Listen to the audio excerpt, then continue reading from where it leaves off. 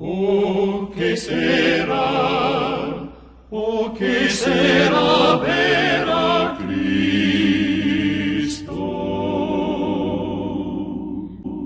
Cuánto anhelo llegar al celeste hogar, a la margen del río de vida. Eternamente es infinito y excelso porque es Dios. Por voluntad personal se humilló a sí mismo. Y se humilló a sí mismo con un propósito: venir al encuentro del hombre y hacer posible la redención mediante la entrega personal de su vida. Se habla a menudo de libertad y se dice que somos libres. Ser libre en el concepto bíblico no es hacer lo que tú quieres, sino hacer lo que debes. De manera que el gran ejemplo de libertad, el supremo ejemplo de libertad es Cristo, el cual, siendo en forma de Dios, no estimó, no se agarró a su condición, sino que voluntariamente, en un acto de absoluta libertad, hizo lo que conforme a su propósito tenía y debía hacer: venir al encuentro de los hombres y morir por los hombres en una cruz. Eso es libertad. La libertad tiene que ver siempre con favorecer a otro. La libertad nunca exige derechos. La libertad nunca se coloca por encima de nadie. Un hombre libre es un hombre que se entrega. Cuando pasamos del estado de humillación, en donde Cristo muere en la cruz, veremos eso dentro de un momento también en los sufrimientos redentores del Señor, pasamos a la posición o al estado de exaltación. De la humillación a la exaltación. El pasaje clave de ese estado, que describe ese estado, es también Filipenses capítulo 2, versículos 9 al 11, en donde el apóstol Pablo dice que después de haber muerto recibió el nombre que es sobre todo nombre, para que en el nombre de Jesús se doble toda rodilla de los que están en el cielo y en la tierra y debajo de la tierra, y toda lengua confiese que Jesús es el Señor, para la gloria del Padre. Ahora dice el apóstol Pablo que de su humillación fue exaltado hasta lo sumo. Por tanto, Cristo retorna, digamos así, al lugar que le corresponde por su deidad, pero juntamente con la persona divina del Hijo de Dios, que nunca dejó el cielo por cuanto es infinito y está presente en el cielo y en la tierra, el glorificado Señor Jesús, la humanidad de la segunda persona de la deidad, entra en la majestad de las alturas para ser el hombre encumbrado hasta lo sumo. Indudablemente no podemos separar la humanidad de la deidad en la persona de Cristo, ¿verdad?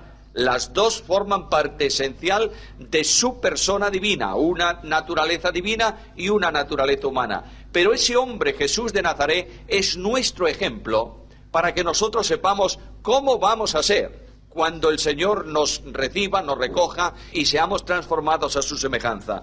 La referencia más impresionante de la exaltación de Cristo está en la tierra. ¿Y sabéis cuál es? Una tumba vacía. Todos los grandes religiosos del mundo tienen un sepulcro entre los hombres. Los fundadores de las antiguas religiones tienen también un lugar donde murieron y donde están. Cristo el Señor, conocemos el lugar geográfico donde murió, Jerusalén, pero no hay una tumba que contenga nada de él, porque su cuerpo transformado a la semejanza de lo que será, o para imagen de lo que es el nuestro, lo que será el nuestro, está en la presencia del Señor.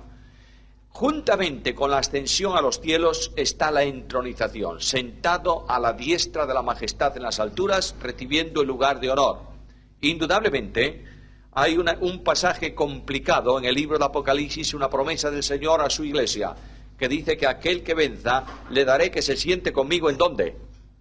En mi trono, como yo he vencido y me he sentado, ¿en dónde? Con mi Padre en su trono. De alguna manera, la participación de los creyentes en la naturaleza divina nos lleva a una comunión de los creyentes con el trono de Dios. No vamos a entrar en esa dimensión porque es enormemente alta. Pero lo que sí es cierto es que el apóstol Pablo habla de una posición ya en la majestad de las alturas, es decir, en el lugar de la gloria, no ocupando el lugar de Dios. Entendamos esto, pero sí en comunión vinculante con la majestad de Dios, cuando dice el apóstol Pablo que juntamente con Cristo nos resucitó y asimismo nos hizo sentar, ¿dónde? En los lugares celestiales con Cristo. Lo importante, lo impresionante de la vida cristiana es la vinculación con Cristo. Nosotros somos salvos por unión vital con Cristo. La vida de Dios fluye por medio de Cristo, único mediador para cada uno de nosotros. La experiencia cotidiana de vida es en Cristo. Para mí el vivir es Cristo. La esperanza del cristiano es Cristo. Cristo es esperanza, en nosotros esperanza de gloria.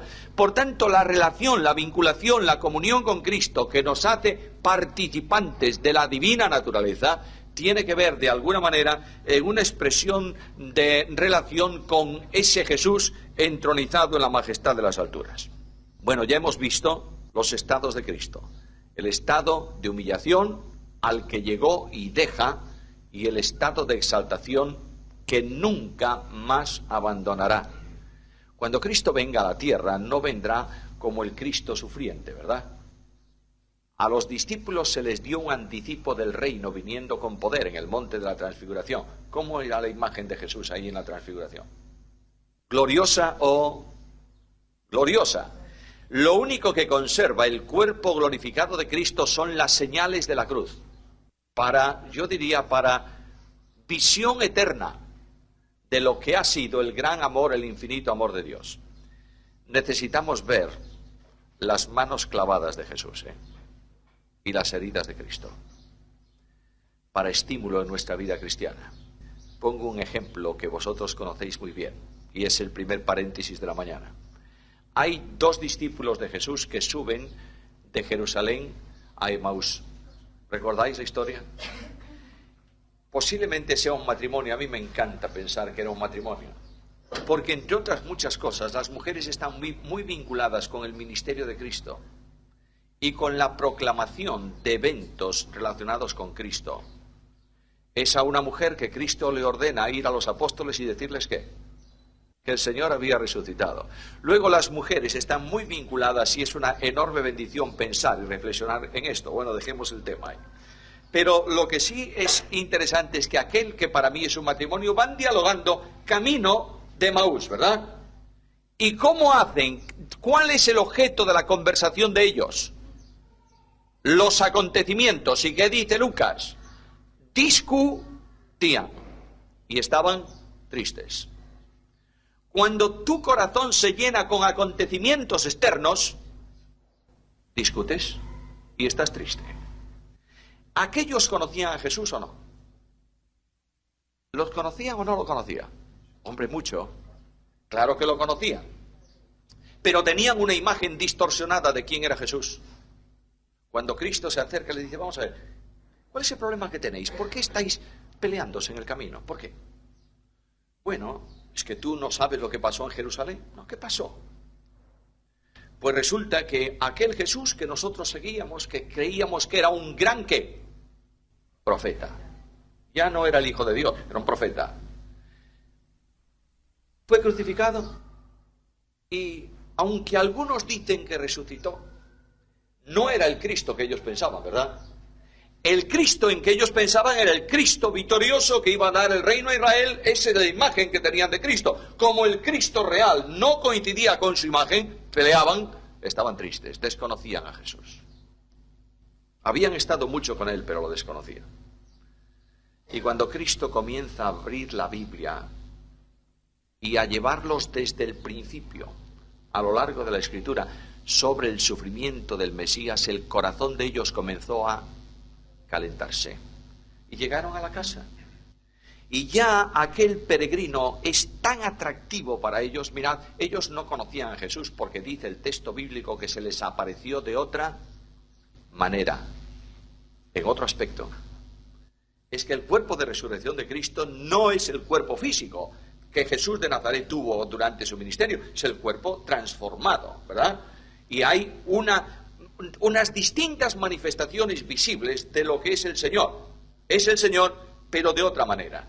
Y cuando ellos sienten fluir en el corazón el calor de la Biblia, oran al Señor, porque aquello es una oración. No te vayas, quédate con nosotros.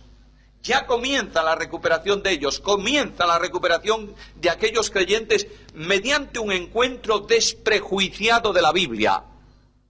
Tengo que aprender esto para mí permanentemente, ¿sabes? La Biblia no se interpreta conforme a lo que yo quiero que la Biblia diga, sino lo que ella dice, que es muy diferente. Y tenemos que ir a la Biblia sin la distorsión de la tradición histórica que aquellos tenían. Nosotros tenemos muchísima tradición que condiciona la interpretación de la Biblia. Tenemos que ir a la Biblia sin tradición, sin prejuicios.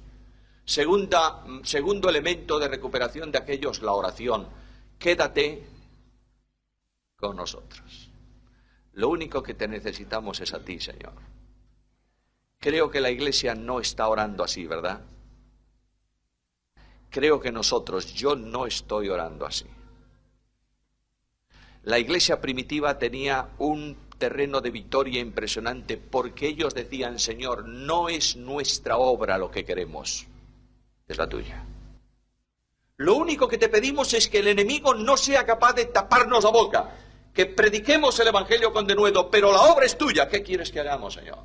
Mirad, hermanos míos, a lo largo de los últimos 40 años en España y en el mundo las asambleas han estado proponiendo a Dios que apruebe su obra, no la suya, no la de Dios. Y hemos estado pidiendo al Señor que mantenga nuestros principios. Y mire una cosa de esta, ¿sabéis qué es lo que tiene que hacer la Iglesia de una vez por todas? Cambiar de oración y venir sinceramente delante del Señor y decir, Señor, ¿qué quieres que hagamos? ¿Qué quieres? Pero pedir eso significa estar dispuestos a que Dios tome el mando, ¿o no? Y que Dios cambie cosas. ¿Estamos dispuestos a eso? Aquellos pidieron al Señor, Señor, quédate con nosotros. Y comienza la cena.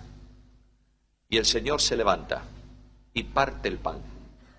Y dice el texto bíblico que entonces fueron abiertos sus ojos y le reconocieron. ¿En qué? Durante todo el camino, aquellos hombres aquel matrimonio estuvo mirando el rostro de Jesús. Cuando Él se levantó y estiró las manos para partir el pan, ¿qué fue lo que vieron ellos? Las señales. Es el Señor. Necesitamos contemplar las señales de Jesús y saber que esas huellas en sus manos y en su costado fueron abiertas por mí. Y tenemos que sentir de una vez por todas la expresión de Pablo en Gálatas 2:20, el Señor me amó a mí y se entregó a sí mismo por mí. Y cuando aquellos descubrieron a Jesús, ¿qué ocurrió? Se levantaron corriendo de la mesa, regresaron a Jerusalén discutiendo. Ya no discutía. Había un tremendo gozo en su corazón. Y vienen al encuentro de los discípulos con un mensaje positivo. Ya no era la tragedia, no murió, ya no sé qué. No. Era un mensaje positivo. El Señor vive. Y era un mensaje de comunión con sus hermanos. Queridos míos, Cristo es el gran desconocido de la vida de los cristianos y de la vida de la Iglesia. El Señor está presente aquí. El Señor está presente aquí. No es una realidad vivencial en la Iglesia de Jesucristo. ¿Es así? Es así. Yo sueño con una generación joven que abra la puerta de la Iglesia al viento del Espíritu y permita que el Espíritu de Dios sople en la Iglesia y saque para fuera definitivamente el polvo de la historia y de la tradición. Y comience a brillar dentro de la Iglesia despojada del sistema la gloria de Jesús para nuestra bendición. ¿Creéis que lo necesitamos o no? Este Cristo admirable de la Biblia tiene varias posiciones. Yo voy a saltarme esas posiciones, si no, no terminamos hoy. La posición antecedente, la posición humana, la posición mortal, en fin, todo eso más o menos lo hemos visto por encima, de modo que pasamos a la filiación de Jesucristo. Jesucristo se llama a sí mismo Hijo del Hombre, habitualmente es el título que se da, pero la Biblia llama a Jesucristo también el Hijo de Dios. Este Hijo de Dios expresa la filiación que existe entre Jesús de Nazaret, el hombre, y el seno trinitario, ya que Jesús de Nazaret, el hombre, es la naturaleza humana del Verbo eterno de Dios. El ser hijo de Dios, hijo del Padre, significa una posición de la segunda persona divina dentro del seno trinitario. La segunda persona no tiene origen. ¿Está claro? ¿Por qué? Porque es eterna. Es decir, no tiene principio. Cuando hablamos de generación en el seno de las personas divinas, estamos diciendo, expresando, que la primera persona comunica la vida a las otras dos. No por origen, sino simplemente por relación o por comunicación.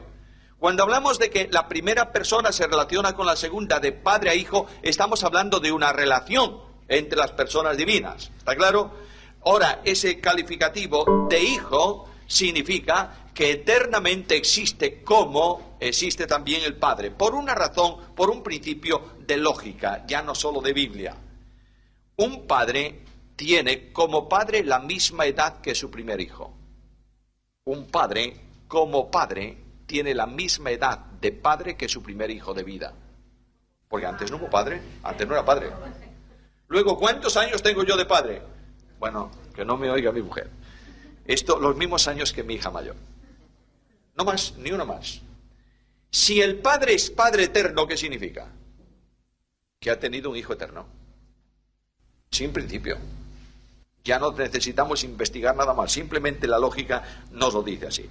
Ahora, Jesucristo el Señor se llama también Hijo del Hombre y tiene que ver con una vinculación con la humanidad. Notad que el evangelista Lucas está vinculando a Cristo con nuestro primer padre, que se llamaba Adán, hijo de Adán. De manera que viene la relación la vinculación con la humanidad, viene para Cristo exactamente igual que para nosotros. El origen de la humanidad es un origen común. Otro paréntesis aquí, por favor. Cuando Dios creó al hombre, en el capítulo 1 de Génesis, dice que creó a un hombre, se llamaba Adán, y varón y hembra los creó. No en el varón había los dos sexos, No sé si me estáis siguiendo, entendiendo. Hay una teoría extraña que entró dentro del ámbito evangélico que no es verdad y que se tomó de un sacerdote jesuita francés, Teilhard de Chardin, que coordinase de alguna manera la teoría de la evolución con la fe cristiana. ¿Por qué? Porque cuando comenzó el tema de evolución serio hace unos cuantos años, dijo, mira que si esto es verdad nos van a poner buenos a nosotros. Además, de modo que vamos a correr delante. Y Teilhard de Chardin ideó un sistema curioso de la posición alfa y la posición omega. El alfa y el omega, el principio y el fin. Y dice que Dios es una persona colectiva, porque el nombre de Dios es un plural, Elohim, uno en donde hay varios. Esto es una herejía. Dios no es una persona colectiva. Dios es un ser que existe en tres personas. ¿Está claro o no? No es una persona colectiva Dios, Cada una de las personas divinas funcionan individualmente, no independientemente, por cuanto tienen vida y esencia común. Pero es un ser en tres personas. Y este Teilhard de Chardin dijo, y en Adán, el primer elemento de la especie estaba el hombre y la mujer. No, señor. Dios estableció que la humanidad fuese un varón, se iniciase en un varón y en una mujer. Y Dios comenzó la creación de la humanidad por el varón. Luego tomó del varón la mujer. No porque hubiese dos elementos que se separan en el tiempo, sino porque la carne de la humanidad es una sola. Dios creó la carne humana, es decir, la humanidad la creó comenzando por el varón, no podía crear otra distinta, era la misma, para que hubiese comunión absoluta y vinculación real en esa creación, ¿entendéis? Luego, cuando leáis por ahí que el hombre al principio era una persona colectiva que se desdobló, no es verdad, esto es una herejía. El hombre nunca fue una persona colectiva, el hombre fue un varón y una hembra. Y Dios comenzó por un varón, la creación, y luego creó la hembra. Bueno, hecho el paréntesis, la vinculación de Cristo con la humanidad es esta, ¿verdad? Es carne de nuestra carne. ¿Entendéis esto? Lo voy a decir de una forma muy, muy fácil. Para dialogar Dios con los hombres, vino para dar el discurso de amor mediante la persona de un hombre. Dios habló su discurso divino en garganta humana, y Dios abrazó a los hombres con brazos de hombre, y Dios se hizo hombre para morir por los hombres. Ahora, cuando vemos esto, llegamos a una conclusión admirable. ¿Dios se aproximó al hombre? ¿Sí o no? Sí, algo más. No solo se aproximó, se aproximó. Se hizo prójimo. Nuestro compañero de aventura en la vida, el que sufrió como nosotros y lloró como nosotros. No vino a cerca de nosotros para contemplarnos como el pastor puede contemplar a una oveja que se le rompió una pata. Vino y se metió en medio de nosotros y se hizo como nosotros. Salvo, por supuesto, el pecado, ¿verdad? ¿Vosotros pensáis que ha habido una manifestación mayor de amor que esta? Que el Eterno haya venido al encuentro del hombre, de su criatura, y se dejase golpear por ella. Hay cosas que escapan de nuestra comprensión. La criatura puso la mano en la cara del Creador. Y cuando Pedro habla de lo que ocurrió en Jerusalén, inspirado por el Espíritu Santo, dice al pueblo de Israel: vosotros matasteis ¿a quién? Al autor de la vida. Notad lo que dice, es muy serio. ¿Quién es el autor de la vida? Dios. Lo que dice Pedro es que quien murió en una cruz era Dios. Claro, llegamos a una situación muy límite, ¿verdad? ¿Podemos decir que Dios muere? No. Pero tenemos que decir que quien moría en la cruz era Dios. Muy bien, ahí tenemos la gran dimensión de Jesucristo. Bueno, en las notas está también la unión hipostática. Se llama unión hipostática porque la unidad está en el núcleo de la persona. Es decir, la humanidad y la deidad se vinculan esencialmente en la persona divina del Hijo de Dios. Hipóstasis es la sustentación de un elemento vital. De manera que ahí hay dos elementos vitales, una naturaleza divina y una humana, sustentadas, subsistentes, existentes, yo qué sé, no habría que buscar una palabra muy extraña para eso, en la persona divina del Hijo de Dios. Mis hermanos, tenemos a Dios hecho hombre, el Verbo de Dios hecho carne, Jesús de Nazaret, Dios entre los hombres. ¿Para qué? Dios viene al encuentro del hombre con un programa de redención. Dios viene al encuentro del hombre y se hace hombre para poder sufrir, oídlo bien, por el hombre, y llevar a cabo la obra de redención. Los sufrimientos vicarios de Cristo están profetizados y son esenciales en la obra de la cruz. No es simplemente el hecho de que Él murió. Esto es importantísimo, porque la vida de Cristo sustituye, es el sustituto de nuestra vida que tenía que morir a causa del pecado, ¿verdad? Pero en el entorno de la cruz, en el entorno de la obra de redención, hay sufrimiento que experimenta la segunda persona de la deidad por medio de su naturaleza humana. Los sufrimientos de Cristo están tipificados ya en el Antiguo Testamento y profetizados en el Antiguo Testamento. Ahora hemos utilizado una palabra que es la palabra tipo. Bueno, en la Biblia tipo es una figura simbólica que por medio de ella ilustra una realidad que viene después. Luego la realidad se llama antitipo. En el Antiguo Testamento todo lo que tiene que ver con los sufrimientos de Cristo está tipificado en los sacrificios del sistema levítico. Ahora, ojo con buscar tipos en el Antiguo Testamento que no lo dicen para convertirlos en alegorías. El tipo se dice que es un tipo. Esto es tipo. Pablo habla de Agar, ¿recordáis? Y dice que es tipo. Él mismo utiliza esa palabra. Hay el primer sistema de la tipología es atender solo a aquello que la Biblia dice que es un tipo. Y buscar, por supuesto, el significado posterior en la persona de Jesucristo o en lo que tipifica.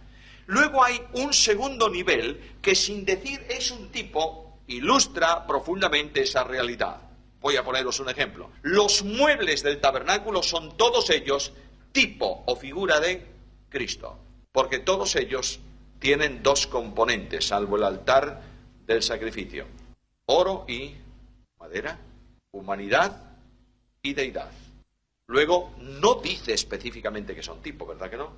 No, pero indudablemente el simbolismo lo está manifestando. Ahora, a veces nosotros, los hombres, buscamos un tipo donde no hay tipo. Y lo que hacemos es alegorizar. Si queréis una alegoría tipológica, yo diría sorprendente, os invito a que busquéis un libro de Agustín de Hipona, que fue un tremendo teólogo y un hombre. ¿Quién leyó las obras de Agustín de Hipona? Bueno, hay uno que los ha leído. Bueno, hay una obra de Agustín de Hipona fabulosísima, yo la recomiendo vehementemente, que son Doctrinas de la Gracia, de Agustín de Hipona. Leedlas. Hay, en cambio, otro libro que es interesante, pero que abre para Agustín la puerta de la alegoría. Y es un libro que se llama Civitas Dei, la ciudad de Dios. Y ahí él alegoriza como la Iglesia, la gran ciudad de Dios, y llega a una conclusión en ella, entre otras cosas, que el reino será la irrupción de la Iglesia en la tierra. Cuando toda la tierra sea Iglesia, tenemos el reino. Ya la hemos liado. Ahora, lo que sí es verdad es que Agustín llegó a alegorismos terribles. De manera que cuando comenta la parábola del buen samaritano, habla de los 2 denarios como Antiguo y Nuevo Testamento, habla del posadero como Pablo. Yo no sé por qué causa pone a Pablo de posadero, no lo sé. Y alegoriza toda esa parábola para darle un significado. Eso es peligrosísimo, ¿sabéis? Porque la alegoría solo puede ser interpretada por el alegorista. Es decir, la alegoría no se basa en la Biblia, se basa en lo que el alegorista dice. Ahora, dentro de la tipología, y volvemos al tipo de Cristo, hay tipos respaldados por el Antiguo Testamento y podríamos verlo ya en los ejemplos premosaicos. Es decir, no solo los sufrimientos de Cristo están anunciados en los sacrificios mosaicos, sino premosaicos. Génesis 4:4. Una primera gran referencia tipológica a la obra de Cristo. Busquemos, por favor, vamos a leer algunos textos esta mañana. Quien los tenga lo lee rápidamente. Génesis 4:4. Abel trae un sacrificio de una de sus ovejas. Y dice el texto bíblico que vio con agrado Dios el sacrificio de Abel. Por ese sacrificio nosotros sabemos que en base, no que el sacrificio tenga méritos sustitutorios, en base a lo que significa ese sacrificio, Abel fue justificado o declarado justo delante de Dios. Hebreos 11:4, por favor. De manera que él trajo un sacrificio más excelente que el de Caín, y por medio de la fe que Abel puso no en el sacrificio en sí, en el sacrificio físico, sino en lo que simbolizaba, fue declarado ¿qué? Justo. Porque la justificación se obtiene solamente por medio de la fe. Justificados pues por la fe, tenemos paz para con Dios. Toda la salvación siempre es por gracia. Nadie se salva por la fe, sino por la gracia. Pero la fe es el instrumento para llegar a la obtención de la salvación. ¿Está claro? De manera que la fe con que Abel trajo ese sacrificio, y más adelante en el capítulo 9 de Hebreos, versículo 22, habla de derramamiento de sangre, sufrimiento y muerte, por medio de la vida simbolizada de un inocente, Abel recibió justificación. ¿Está claro? La diferencia no es que Dios haya rechazado el sacrificio de Caín porque no era un animal, Tened cuidado con esto. En el Antiguo Testamento hay sacrificios vegetales. La ofrenda, la oblación, 1000 cosas. Vegetales de harina. Dios los acepta como sacrificio. El hecho de que Dios no aceptó lo que trajo Caín es que Dios miró a Caín y miró a Abel. Lo que ellos estaban haciendo salía de un corazón, de una posición de corazón. El corazón de Abel en sintonía con Dios, en dependencia de Dios. El corazón de Caín no en sintonía con Dios. Abel, un hombre que viene con fe. Caín no. Por tanto, el sacrificio de Caín es rechazado y el sacrificio de Abel aceptado. Y por la fe puesta en Dios, mediante el simbolismo del sacrificio, Abel es justificado. Génesis capítulo 8, versículos 20 al 22. Noé levanta un altar. No se habló de altar antes. Levanta un altar y ahí hay un doble simbolismo. No solo hay un animal que muere, sino hay un altar en donde Dios viene al encuentro del hombre y el hombre ofrece algo que no es suyo. ¿Entendéis esto? El altar de la cruz. En el altar de la cruz el hombre no tiene parte ninguna, ¿o tiene parte? Ninguna. ¿Quién ofrece a su hijo? Bueno, ya lo he dicho, el Padre. Jesús fue entregado. ¿Quién lo entregó? Dios en general. ¿El Padre lo entregó? Sí, dando a su hijo. ¿Y él se entregó a sí mismo o no? Claro. ¿Y el Espíritu Santo sustentó el sacrificio? Luego Dios está comprometido en el plan de salvación y lo ejecuta. ¿Tiene algo que ver el hombre ahí? No, nada. Luego el simbolismo del altar, es verdad que Abel trajo un animal y lo sacrificó, ¿verdad? Lo sacrificó sobre un altar. Ahí hay una figura, el animal está elevado, digamos, sale de la tierra. Estamos hablando de simbolismo, ¿entendéis? En ese sentido, el hombre trae algo que no es suyo porque es creación de Dios y lo ofrece en sustitución suya delante de Dios. Y el hombre que ofrece es encontrado por el Dios que recibe. Todo eso habría que estudiarlo a fondo, ¿sabéis? Es un tesoro tremendo. Y yo sé que no se estudia demasiado el Antiguo Testamento. Hay un hecho evidente. Cuando los padres de Sansón traen aquella ofrenda y la colocan sobre la piedra, y dice que el mensajero, que era el ángel de Jehová, tocó con el bordón, con su báculo, el sacrificio. ¿Qué ocurrió?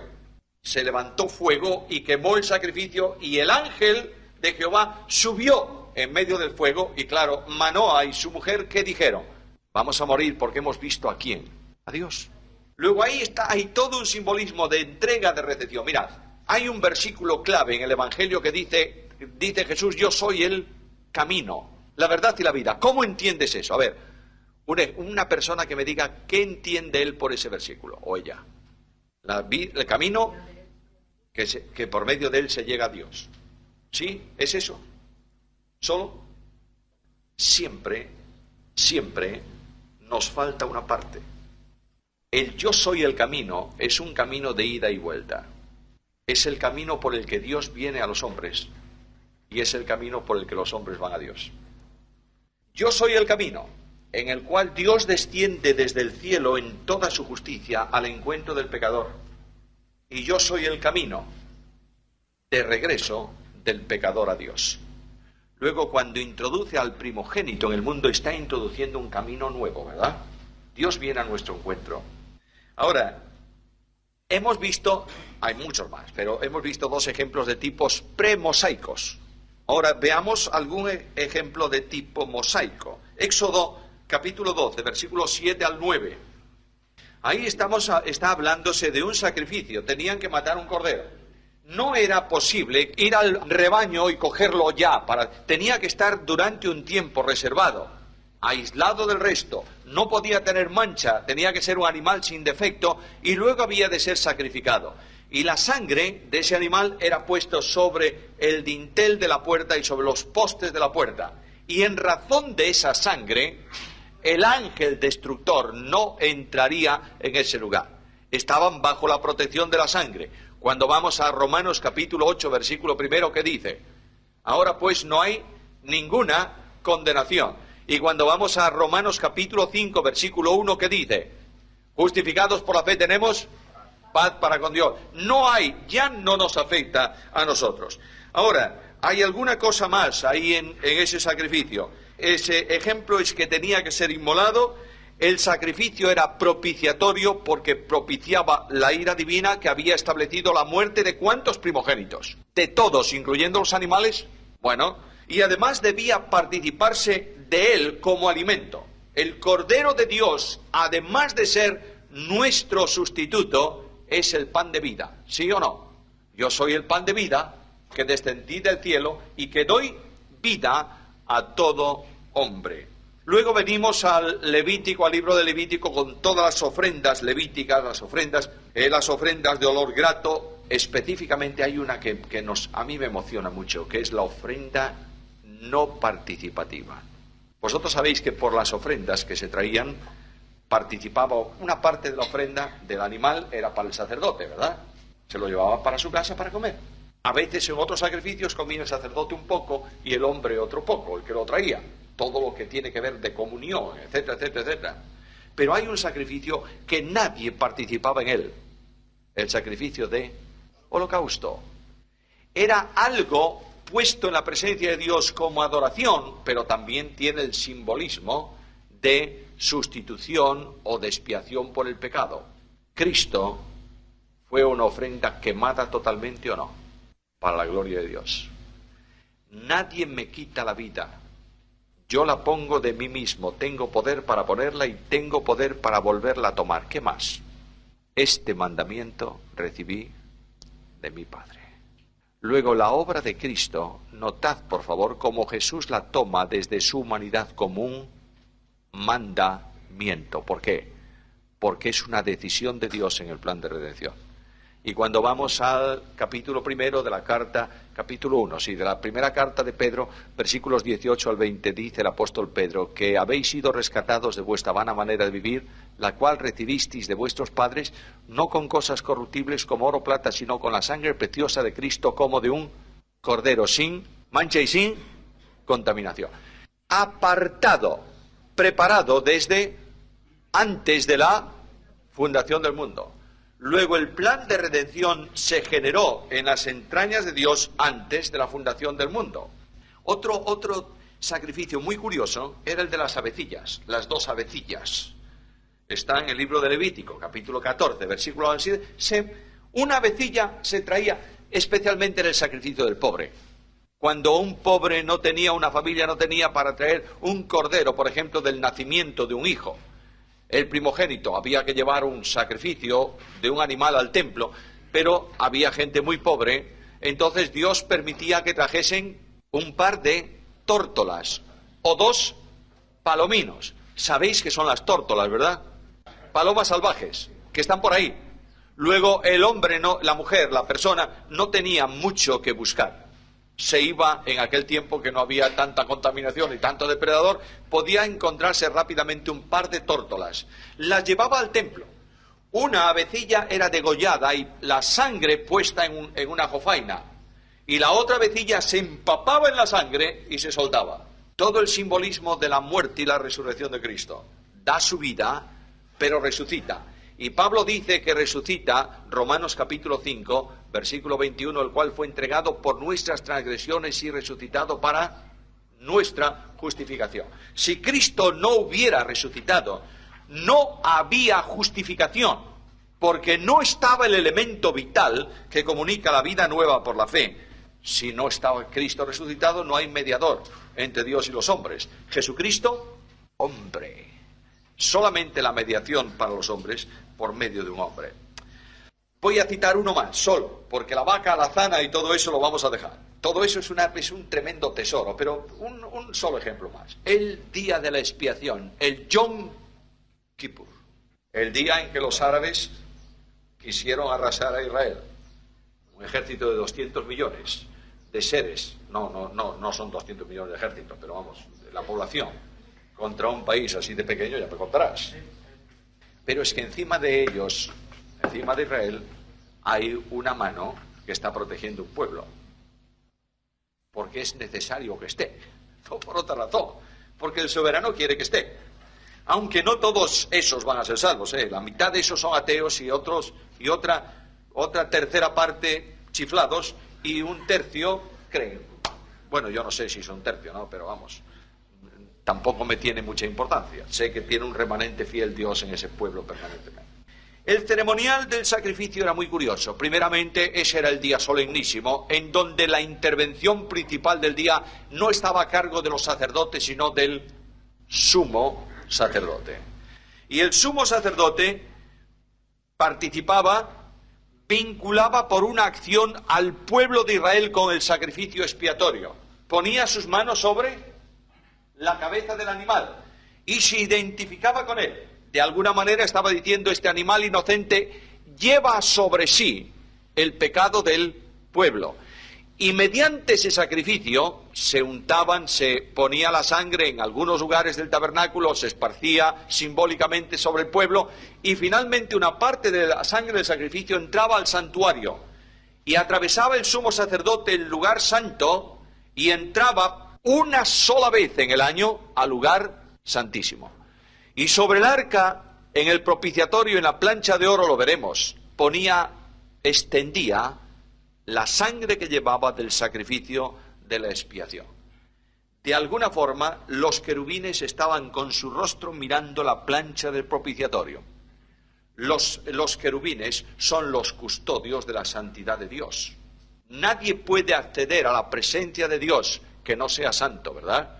De manera que cuando el hombre pecó, ¿qué fue lo que Dios colocó entre el árbol de la vida y el hombre pecador? Una espada que se revolvía y además querubines. Luego los querubines miraban la espada y estaban atentos a que nadie accediera a la vida, porque nadie era digno. La paga del pecado era muerte. Ahora esos querubines están mirando el propiciatorio. Debajo del propiciatorio, dentro del arca, solamente había una cosa. ¿Qué había? Las tablas de la ley. ¿Las tablas de la ley condenan al pecador o no? Sí, pero esos custodios de la santidad de Dios miraban las tablas, simbolismo, a través de la sangre. Por eso aquel pobrecito pecador y aquel arrogante fariseo oraban en el templo. El fariseo no necesitaba de propiciación. ¿Por qué? No soy como los otros. No sé cómo no te da asco este pobre publicano. Mira, ni como este.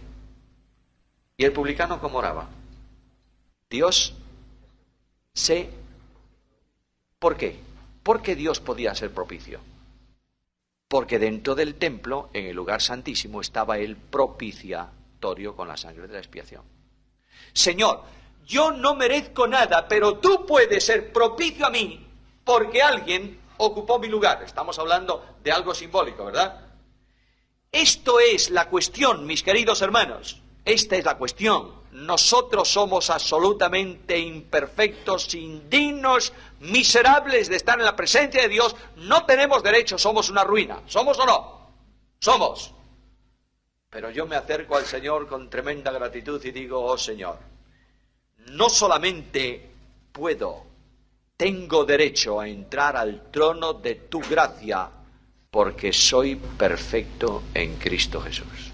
Dios ha hecho para mí la propiciación. Y ahora vengo al culto del domingo por la mañana. ¿Y cuántas veces se lee? Especialmente en algunas iglesias, yo creo que se lee excesivamente, perdonadme, esto es una reflexión mía. Ese pasaje de 1 Corintios debemos leerlo siempre como la instrucción de la cena del Señor. El Señor dijo, yo recibí del Señor lo que también os he enseñado, tal. Bien. Por tanto, pruébese cada uno a sí mismo y coma del pan y beba del vino, porque el que come y bebe indigna. Eso es un adjetivo, es un adverbio. No dice Pablo el que come indigno, porque somos todos indignos, sino que lo hace indignamente.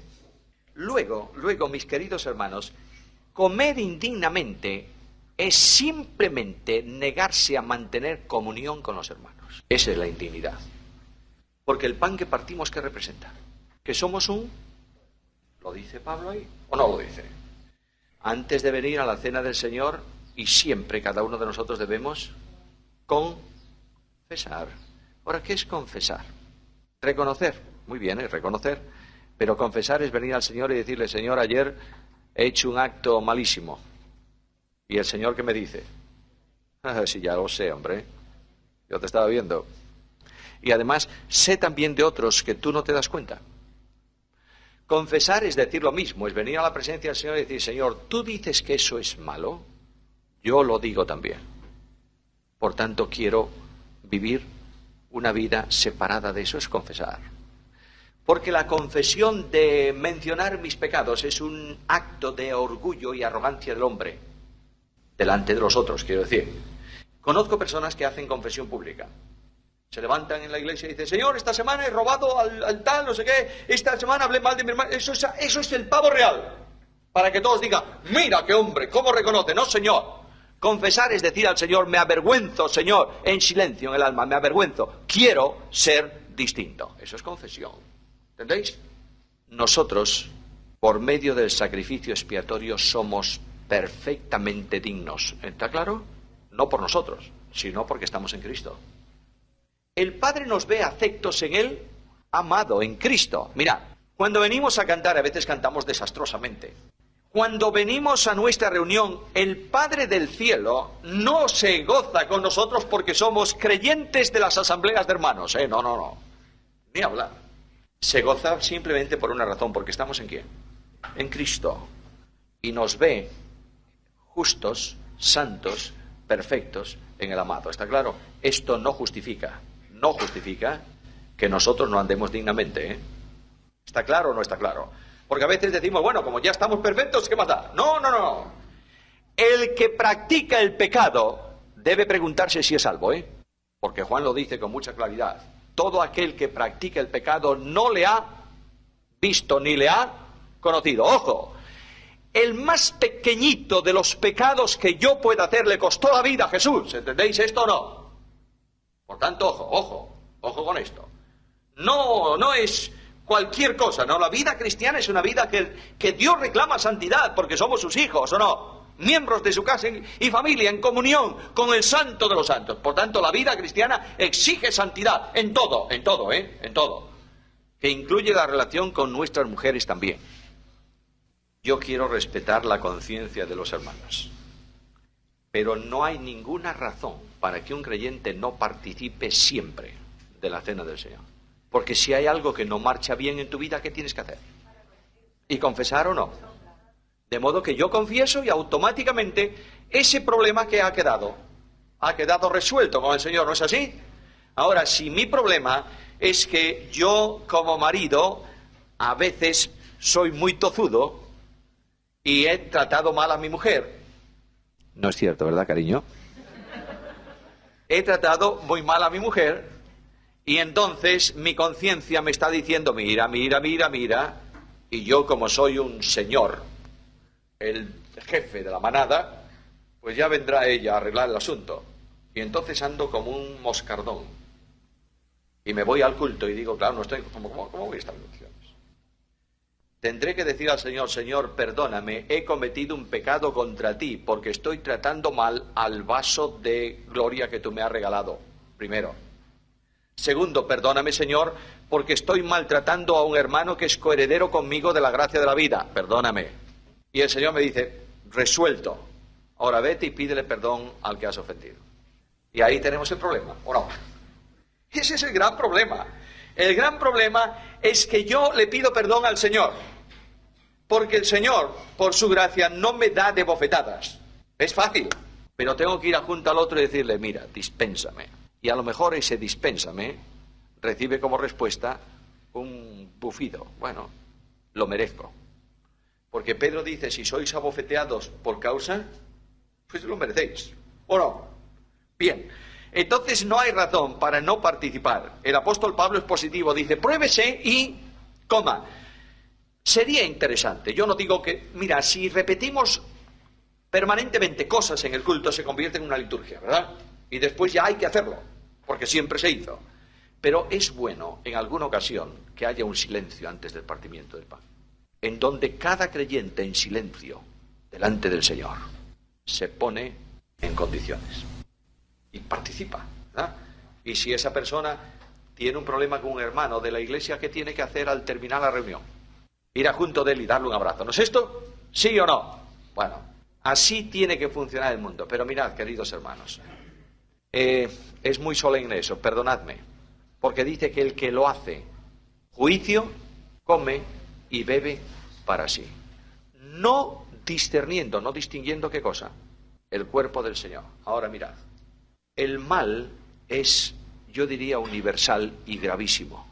El Señor no bendice su iglesia porque corporativamente estamos participando de la cena del Señor indignamente. Porque no solamente es un asunto individual, ¿verdad? ¿Es un acto colectivo de iglesia o no?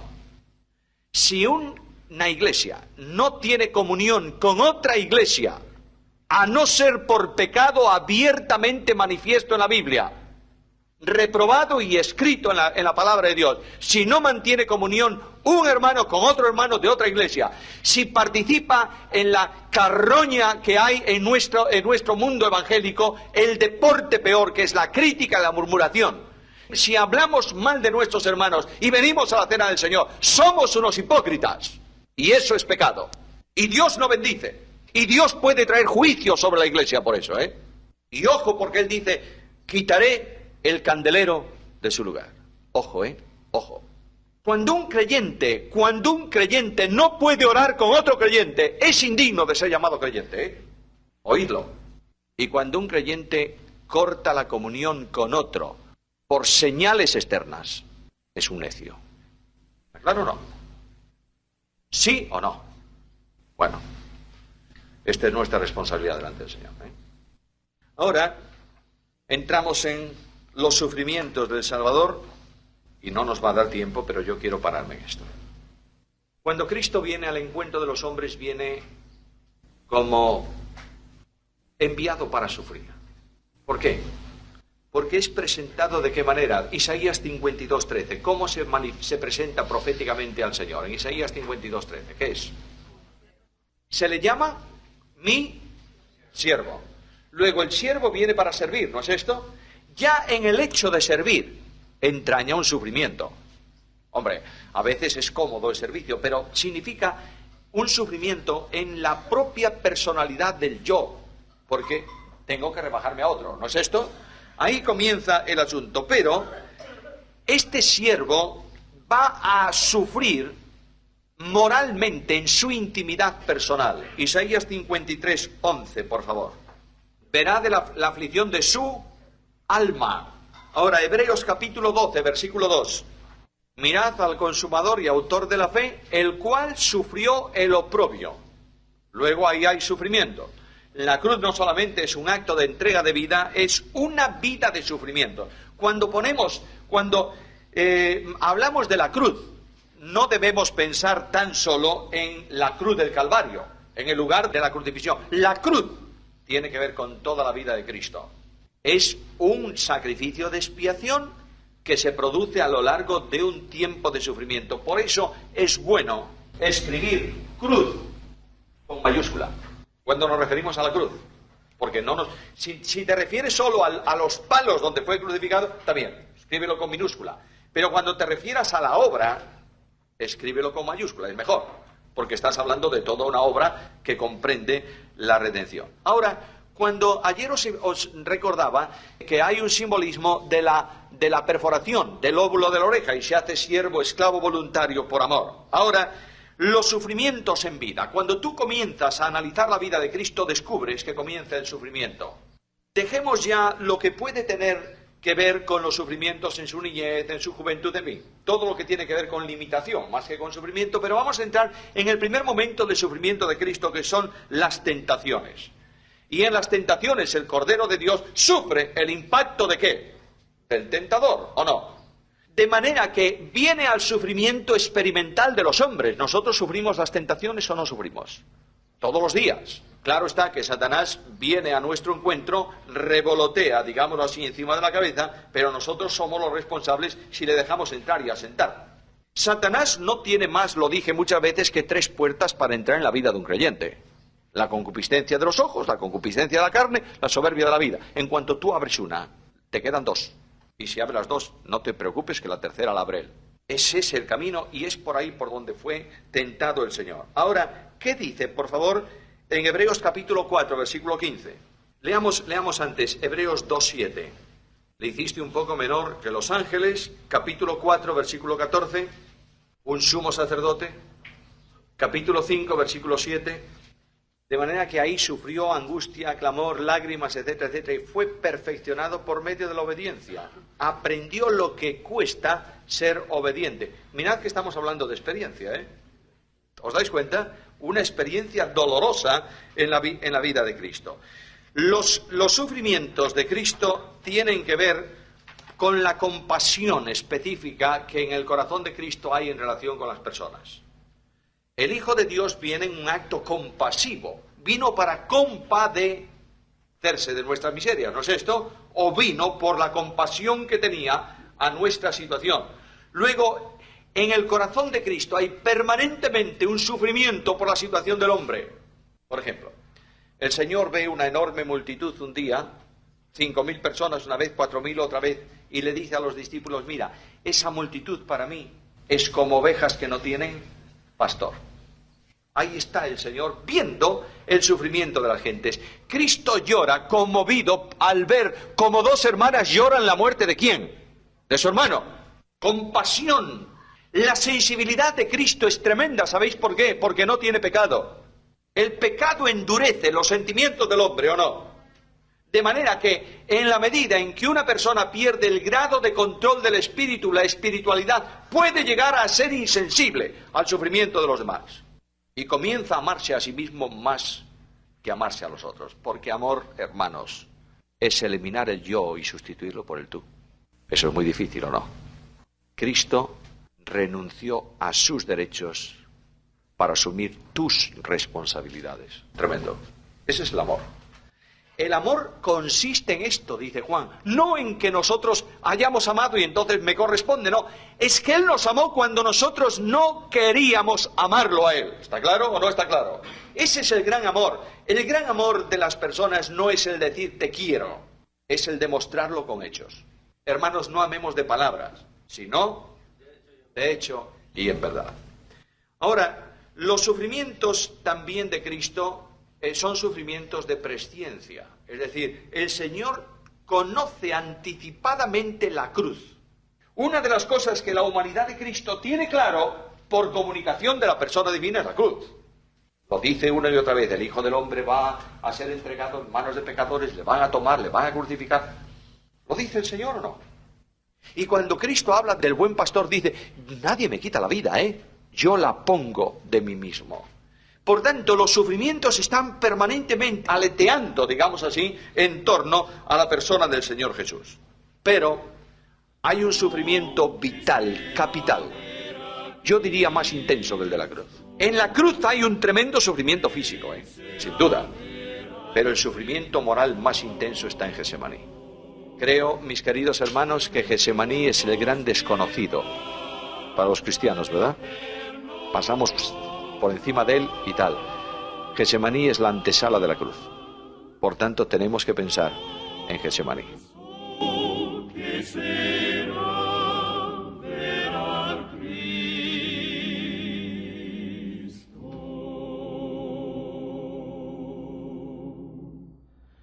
Cuando vaya a vivir en aquella ciudad, cuando vea el rostro divino,